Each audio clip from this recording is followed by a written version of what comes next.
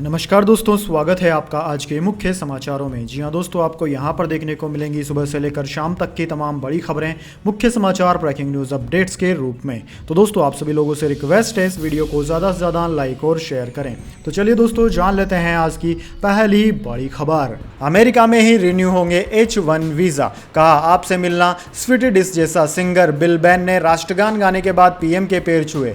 जी हां दोस्तों, अमेरिकी दौरे के आखिरी दिन प्रधानमंत्री मोदी ने रोनाल्ड रिंगस सेंटर में प्रवासी भारतीयों को संबोधित किया। उन्होंने कहा, यहां मुझे हिंदुस्तान के हर कोने के लोग नजर आ रहे हैं। ऐसा लग रहा है जैसे मिनी इंडिया उमड़ा है। अमेरिका में एक भारत श्रेष्ठ भारत की सुंदर तस्वीर दिखाने के लिए आपको बधाई देता हूं। इस दौरान लोगों ने भारत माता की जय और वंदे मातरम के नारे लगाए। इसके बाद पुरस्कार विजेता इंटरनेशनल सिंगर मेरी मिलबेन ने भारत का राष्ट्रगान जन गण मन गाया। इसके बाद मिलबेन ने पीएम के पैर भी छुए। इसके बाद दोस्तों, अगली बड़ी खबर। पीएम मोदी को नहीं, मुल्क को मिलती है इज्जत, महबूबा मुफ्ती बोली। वापस आते ही करने लगते हैं हिंदू मुस्लिम।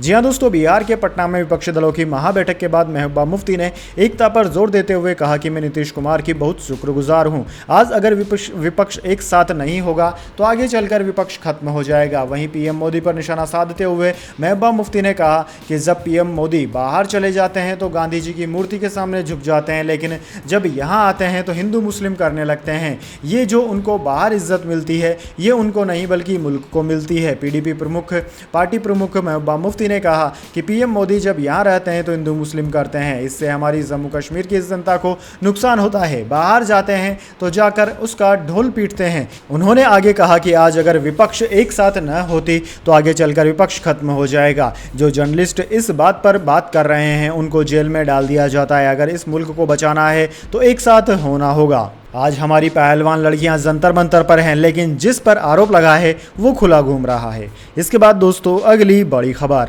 रूस में तख्ता पलट की कोशिश। वैगनर ग्रुप ने कहा देश को जल्द मिलेगा नया राष्ट्रपति। जी हां दोस्तों, रूस और यूक्रेन के बीच जारी युद्ध के दौरान अब व्लादिमीर पुतिन अपने ही देश में घिरने लगे हैं। एक समय रूसी राष्ट्रपति व्लादिमीर पुतिन के सबसे खास लोगों में शुमार होने वाले येवगेनी प्रिगोजिन ने उनके खिलाफ ही मोर्चा खोल दिया है। वैगनर ग्रुप के प्रमुख ने कहा कि रूस के राष्ट्रपति ने जो गलती की है से उन्हें इसके लिए सत्ता गंवानी पड़ेगी। इसके जवाब में व्लादिमीर पुतिन ने वैगनर ग्रुप को कुचलने की बात कही। पुतिन के इस बयान पर प्रिगोजिन ने कहा कि रूसी राष्ट्रपति ने अपने भाषण के दौरान गलत विकल्प चुना और देश को जल्दी एक नया राष्ट्रपति मिलेगा। वैगनर समूह ने कथित तौर पर कहा कि रूसी राष्ट्रपति ने अपने भाषण के दौरान गलत विकल्प चुना और देश को जल्द ही एक नया राष्ट्रपति मिलेगा। येवगेनी के नेतृत्व में भाड़े के सैनिकों ने देश के सैन्य नेतृत्व को हटाने के अपने प्रयास में 2 रूसी शहरों पर नियंत्रण का दावा किया है और 3 सैन्य हेलीकॉप्टरों को भी मार गिराने का दावा किया। विद्रोही समूह ने यह भी कहा है कि आगे बढ़ने पर उसे नेशनल गार्ड से बहुत कम प्रतिरोध का सामना करना पड़ा। इसके बाद दोस्तों, अगली बड़ी खबर। एस जयशंकर ने पासपोर्ट सेवा कार्यक्रम 2.0 ई पासपोर्ट को लेकर की बड़ी घोषणा।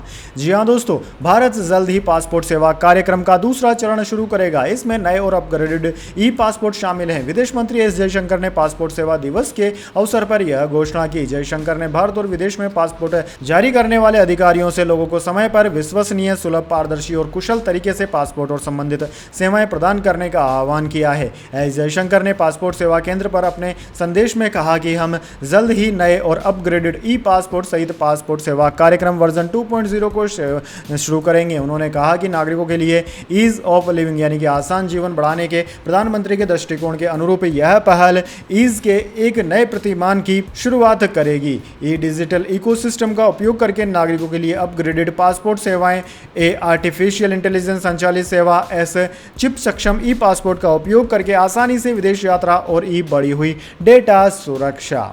इसके बाद दोस्तों, अगली बड़ी खबर। अपने घर में ठिकाना नहीं और पूरी दुनिया घूम रहे। पटना की मीटिंग पर प्रशांत किशोर का बड़ा तंज। जी हां दोस्तों, पटना में शुक्रवार को बीजेपी विरोधी पार्टियों के जुटान के बाद अब यह दावा किया जा रहा है कि यही एकजुटता 2024 के चुनाव में बीजेपी को शिकस्त देगी। लेकिन अब इस दावे पर चुनावी रणनीतिकार से नेता बने प्रशांत किशोर ने निशाना साधा है। उन्होंने विपक्षी एकता पर सवाल उठाते हुए इंदिरा गांधी का हवाला दिया और कहा कि इस एकता पर इतराने की जरूरत नहीं है। प्रशांत किशोर बैठक के बाद नीतीश कुमार और तेजस्वी यादव से सवाल पूछते हैं और कहते हैं कि 2019 लोकसभा चुनाव में कांग्रेस बिहार में 10 सीटों पर लड़ी थी। अब तेजस्वी और नीतीश घोषणा कर दें कि 2024 में कांग्रेस को बिहार में कितनी सीटें देंगे। पीके ने कहा कि बेवकूफ़ हैं वो जो कहते हैं कि 1977 में इंदिरा गांधी की हार विपक्ष की एकजुटता से हुई। प्रशांत किशोर ने विपक्षी एकता पर तंज कसते हुए कहा कि 1977 में लोग बताते हैं कि सारे दल एक हो गए तो इंदिरा जी हार गई। ये बात जितने लोग बता रहे हैं वो बेवकूफ़ है। 1977 से पहले जेपी का नवनिर्माण आंदोलन हुआ और जेपी ने आंदोलन किया, जेपी का चेहरा था, इमरजेंसी लागू हुई, सब कुछ हो गया, तब जाकर सब दल एक साथ में आए। अगर इतना कुछ नहीं हुआ होता तो क्या सारे दल इंदिरा को हरा पाते। इसके बाद दोस्तों अगली बड़ी खबर, प्रधानमंत्री मोदी 2 दिन के मिस्र दौरे पर हुए रवाना। बाइलेटरल ट्रेड दोगुना करने पर बातचीत करेंगे। 1000 साल पुरानी शिया मस्जिद भी जाएंगे।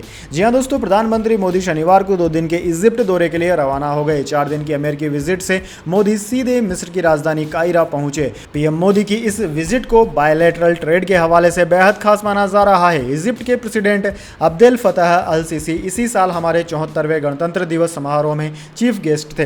दूसरे शब्दों में कहें तो 6 महीने में दोनों देशों के राष्ट्राध्यक्षों की यह दूसरी मुलाकात होगी। मोदी यहां भारतीय मूल के लोगों से भी मुलाकात करेंगे। इसके अलावा प्रधानमंत्री 1000 साल पुरानी सिया मस्जिद अल हकीम भी जाएंगे। दोस्तों, मिस्र की जियोग्राफिक और स्ट्रेटेजिक लोकेशन सिर्फ भारत के लिए ही नहीं बल्कि पूरी दुनिया के लिए कई मायनों में बेहद अहम है। 1997 के बाद पहली बार कोई भारतीय प्रधानमंत्री इजिप्ट दौरे पर आ रहा है। सऊदी अरब के अखबार द नेशनल के से बातचीत में पूर्व डिप्लोमेटिक अनिल त्रिगुणायत ने कहा कि मोदी का यह दौरा भारत और इजिप्ट के करीबी रिश्तों को दिखाता है। अब तक इजिप्ट का लगभग हर प्रेसिडेंट भारत दौरे पर गया है। अनिल लीबिया और जॉर्डन में भारत के एम्बेसडर रह चुके हैं।